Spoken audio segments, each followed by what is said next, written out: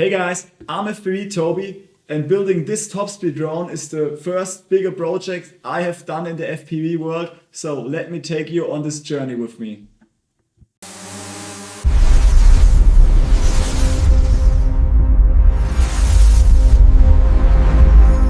First of all, I want to make it clear, this video is not a tutorial. It's more like a documentation of my journey, including all the mistakes I made, so you don't have to repeat them after watching this. So let's jump into Phase 1, the design and build phase. In this phase, I designed all the components for my new project, and later on I actually print them to see if everything worked as planned. My original idea was to 3D print the entire drone frame. So in my CAD software, I started by sketching a rectangle with the exact build dimension of my 3D printer. Then I placed the propellers inside that space, just to check if they would even fit. The goal wasn't to make it as big as possible at that point. I simply wanted to see whether the props could be arranged within the printer's limits. Back then, producing custom carbon parts wasn't really an option for me anyway. It was still way too expensive. Next, I moved on to designing the internal components, starting with the ESC. I chose the DYS AM32 ESC because it supports 65 amp and can handle an input voltage of 8S batteries. Spoiler alert, I didn't end up using it in the final setup, and I completely destroyed it. But more on that later. Next, I designed a connector that links the lower battery compartment to the upper frame. The idea was to keep things modular.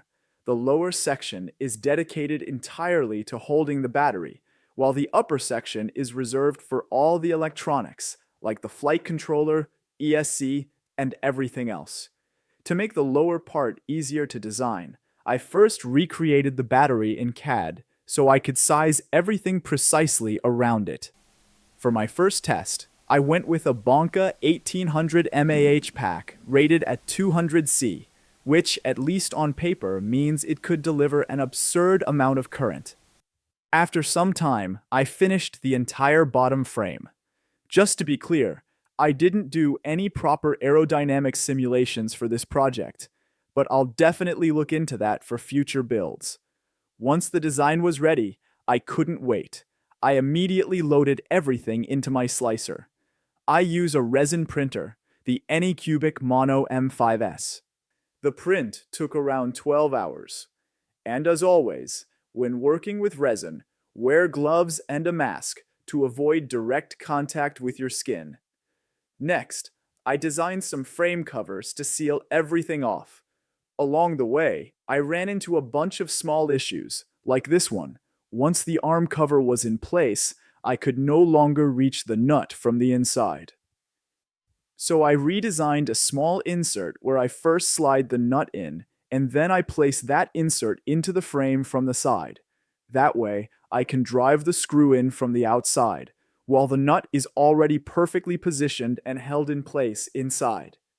Then, it was time to design all the mounts for the internal components, like the GPS module, camera, receiver, and so on. I positioned everything inside the CAD model exactly where I wanted it to be, and then designed the rest of the structure around those components. In terms of the drone's power system, the video system isn't that important compared to the other components. Its main impact is just on weight.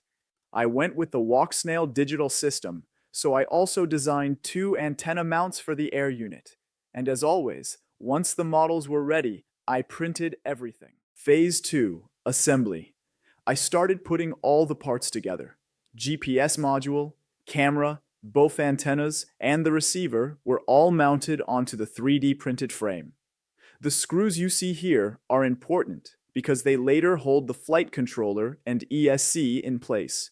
Here you can see how I stacked the ESC underneath the flight controller. Meanwhile, I also printed the main drone cover. Again, around 12 hours of printing in clear resin.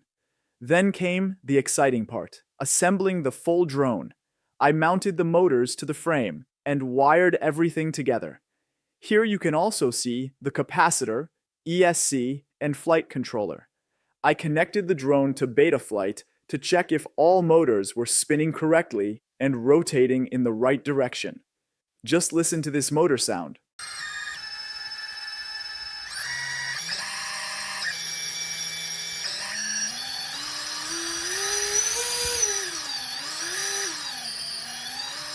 I also printed all the remaining mounts so I could attach the camera and video transmitter properly.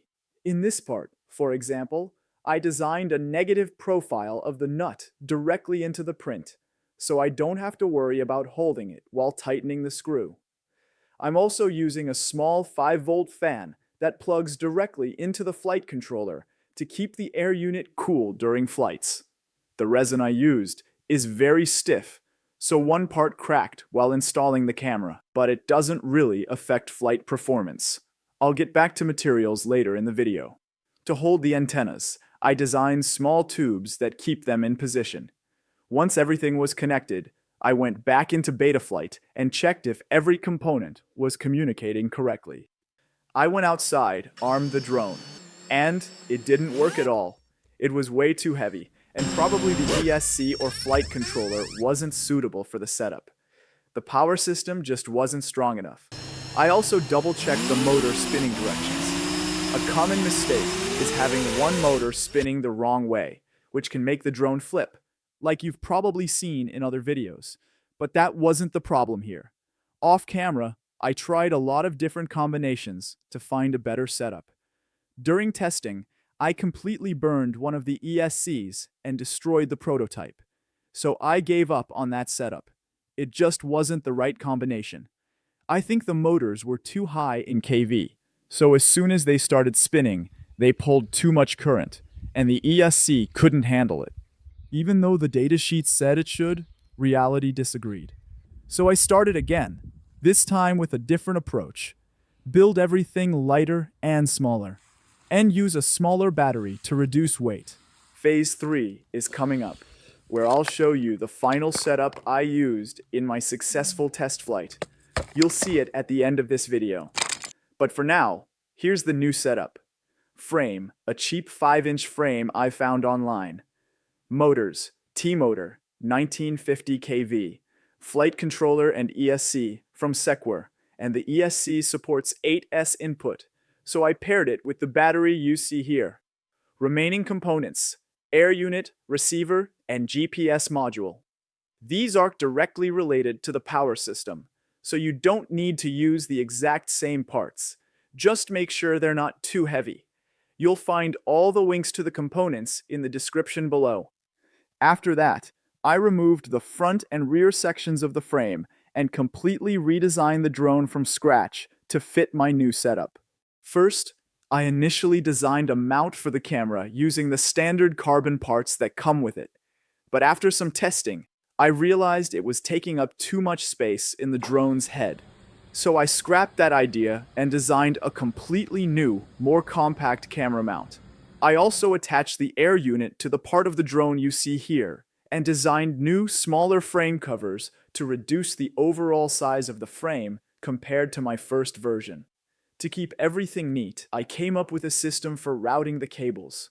The motor wires first pass through a plastic guide located under the frame. Then they run through the hole you can see in the arms. And finally, they are tucked neatly inside the upper arm cover. This way, the wiring is clean, protected, and doesn't interfere with other components. Additionally, I had to remove a small carbon piece at the edge of the frame to make this routing possible. After soldering everything together, I decided to remove the fins from my drone.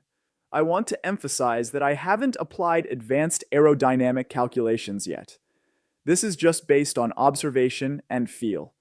Finally, I switched to a smaller battery, roughly half the weight of the original one, which makes the drone significantly lighter. With all these adjustments, it was time for the first hover test in my backyard.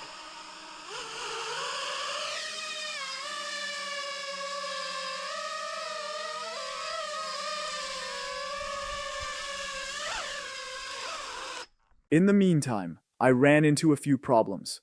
First, my VTX started overheating because in my second build attempt, I removed the fan to save weight. I also had issues with my GPS signal.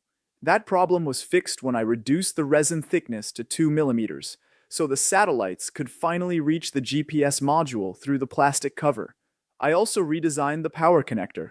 It's now positioned at the bottom of the drone, which makes assembly much easier. I can build everything first and connect the power at the very end.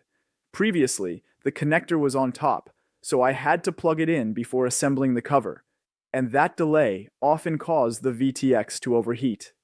After the hover test, it was time for Phase 4, the final flight. I took the drone out to an open field for testing. The OSD displayed all the data I needed, but I'm pretty sure the amp and watt readings were incorrect because the numbers didn't make any sense. However, here you can see the final speed.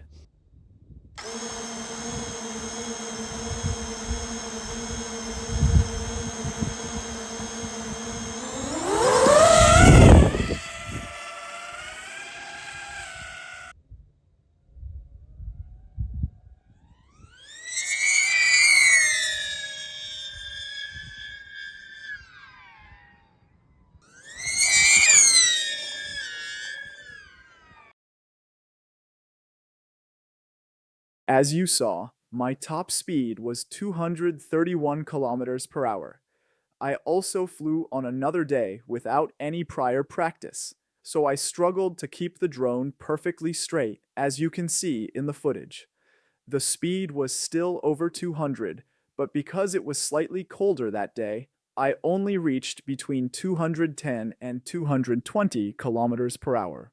So it's somewhere in that range. I hope you enjoyed the flight footage. And with that said, it's time for Phase 5. The summary and what I would improve if I were to start this project again. First of all, this isn't a perfect top speed build. There are many things I could improve. When I first started, I had no idea how complex it would be. It was way more challenging than I originally thought.